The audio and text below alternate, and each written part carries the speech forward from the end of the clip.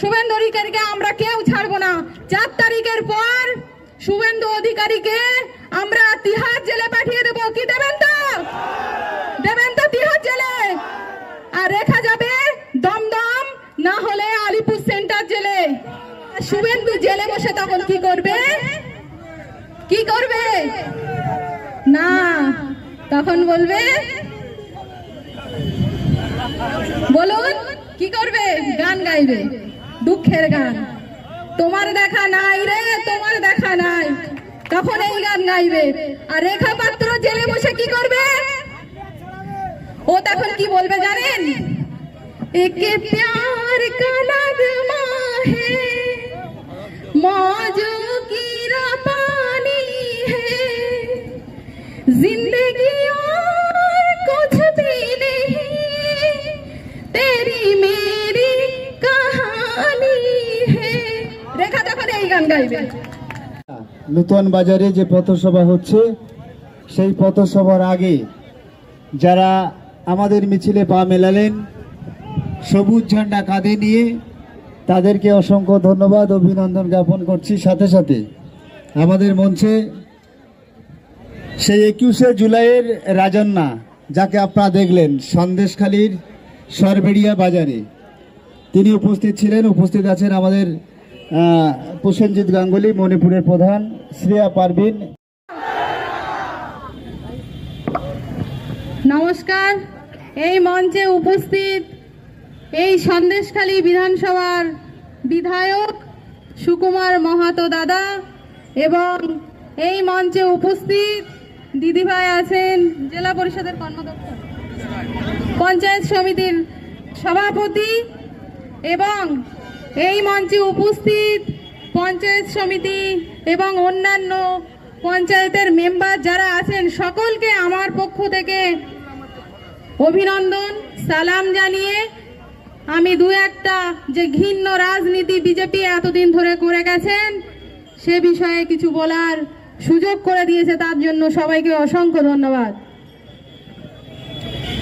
আমি 2016 সাল থেকে 24 পর্যন্ত যে রাজনীতির রঙের সঙ্গে জড়িয়েছিলাম, 2021 পর্যন্ত যে নির্বাচন আমি দেখেছি, কিছুটা মেনে নেওয়া যায়। কিন্তু এবার দেখলাম যে একটা ঘৃণ্য রাজনীতি দলের সঙ্গে একটা গাদ্দার মিশে গিয়ে বাংলার মায়ের সম্মান সম্ভ্রম সব নষ্ট করে মাটিতে মিশিয়ে দিয়েছে। আর সন্দেশখালীর যে মায়েরা আছে তাদেরকে বলির পাঠা বানিয়েছে। কিন্তু এটা দীর্ঘদিন চলতে পারে না। মিথ্যা ওদের জানা উচিত ছিল, মিথ্যা বেশি দিন ধোপে থাকে না। তাই আজ সত্য প্রকাশিত হয়েছে, সত্য সবাই জানতে পেরেছে। আমি যখন বুঝতে পারলাম রেখা প্রথম ক্যান্ডিডেট নির্বাচিত হওয়ার পরে আমি ওর সঙ্গে প্রচারে এসেছিলাম। তারপর থেকে আস্তে আস্তে ওর সঙ্গে থাকতে শুরু করি। দায়িত্ব নিয়ে ও তো সব ঠিকঠাক বলতে পারে না, সব গুছিয়ে দেওয়ার জন্য আমার জেলা থেকে দায়িত্ব দিয়েছিল। তারপরে আমি জানতে পেরেছিলাম কি ঘৃণ্য রাজনীতি এই সন্দেশখালীর বুকে মায়েদের সাথে করা হয়েছিল। এখানে আন্দোলন করার জন্য কয়েকটি মাকে ব্যবহার করে 2000 টাকা এবং মোবাইল ফোন পর্যন্ত দিয়ে গিয়েছিল শুভেন্দু অধিকারী। এই শুভেন্দু অধিকারী দলের গাদ্দার হয়ে মা বলেদের সম্মান নষ্ট করেছে। এই শুভেন্দু অধিকারীতে কেউ তো ছেড়ে দেবেন না। মায়েরা আপনারা সবাই যাদের ঘরে মা বোন সবাই আছে, কেউ ছেড়ে দেবেন কি শুভেন্দু অধিকারীকে? শুভেন্দু অধিকারীকে আমরা কেউ ছাড়বো না। 4 তারিখের পর শুভেন্দু অধিকারীকে আমরা তিহার জেলে পাঠিয়ে দেবো। কি দেবেন তো? দেবেন তো তিহার জেলে? আর রেখা যাবে দমদম, না হলে আলিপুর সেন্টার জেলে। কি দেবেন তো? ও বলেছে ও ধর্ষিত হয়েছে, কিন্তু ধর্ষিত হয়নি। তার প্রমাণ আমি আপনাদের আগে একটা দিয়ে দিই। ও যখন ঝাড়ু নিয়ে প্রতিবাদ করতে বেরিয়েছিল, ও বলেছিল কি ও ধর্ষিত হয়েছে, ওকে মেরে তৃণমূলের নেতারা নাকি মুখে দাগ করে দিয়েছে। আমি প্রমাণ পেয়েছি এই সন্দেশখালীর বুকে কেউ ওকে ধর্ষিত করেনি। ও যখন ঝান্ডা নিয়ে এসেছিল, সেই ঝান্ডায় সেই ছবিতে দেখা যাচ্ছে ওর মুখে কালো দাগ নেই। ও ধর্ষিত হওয়ার পরে নাকি ওর মুখে দাগ করে দিয়েছিল। কিন্তু আপনারা সবাই একবার পিছনের কিছু পিকচার দেখুন, ওর মুখে কোনো দাগ ছিল না। তাহলে ও কত সত্য বলেছে, কতটা মিথ্যা বলছে আপনারা বুঝতে পারেন।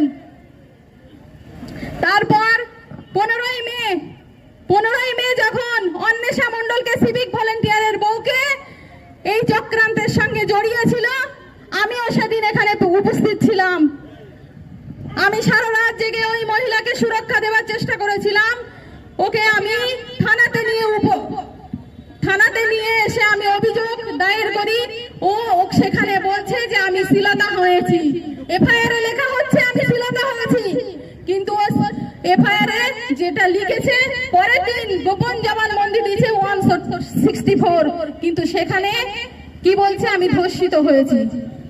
দুটো ঘটনা দুদিনের সাজানো, তার প্রমাণ আমার কাছে আছে। আমি যখন অন্বেষা মণ্ডলের কাছে আসছিলাম, আমাকে জেলা থেকে পাঠিয়েছিল, তখন আমি জানতে পেরেছিলাম কেউ একজন আমাকে ফোন করে বলে এটা আমাদের পরিকল্পনা, আমাকে মোবাইলের মাধ্যমে মেসেজ দিয়ে যায়। সেই মেসেজ আমার কাছে এখনো সুরক্ষিত আছে। চাইলে আপনাদের সবাইকে দেখিয়ে দেবো আমি যে এটা আমাদের তৈরি করা। তারপর আমি অন্বেষা মণ্ডলের সঙ্গে ফোনে কথা বলেছিলাম, ওকে বলেছিলাম তুমি এই ঘৃণ্য রাজনীতির সঙ্গে জড়িয়ে গেলে কেন? তুমি কি জানতে যে তোমার সঙ্গে এই ঘৃণ্য চক্রান্ত করা হচ্ছে? ও তখন বলল হ্যাঁ আমি জানতাম। ওর সঙ্গে আরো একজন মহিলা জানতো, তার নাম আমি নেব না।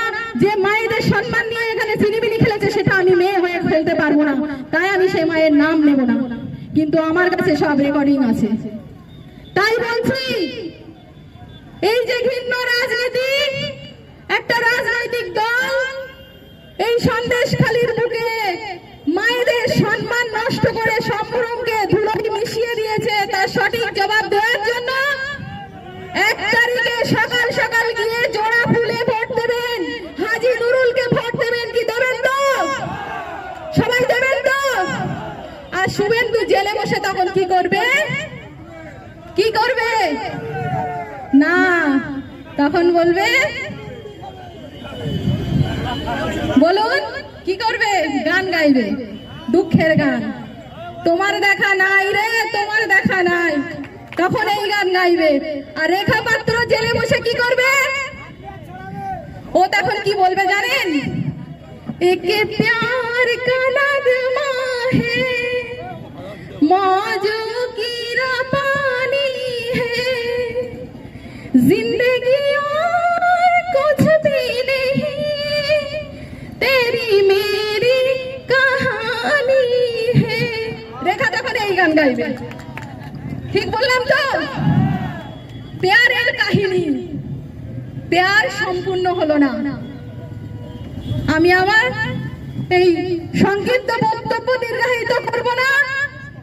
সবাই মনে রাখবেন, এই ঘৃণ্য রাজনীতিতে যারা নাম লিখিয়েছে তাদের একটা একটা হিসাব আমরা নেব 4 তারিখের পর। শুভেন্দু অধিকারীকে ছেড়ে দেব না। যে মায়েদের সম্মান নষ্ট করে ধুলায় মিশিয়ে দিয়েছে, সম্ভ্রমকে নষ্ট করেছে, সেই শুভেন্দু অধিকারীকে আমরা জেলে, তিহার জেলে পাঠিয়ে দেব। আজ এই মঞ্চ থেকে সবাই শপথ নিন। সবাই শপথ নিচ্ছেন তো?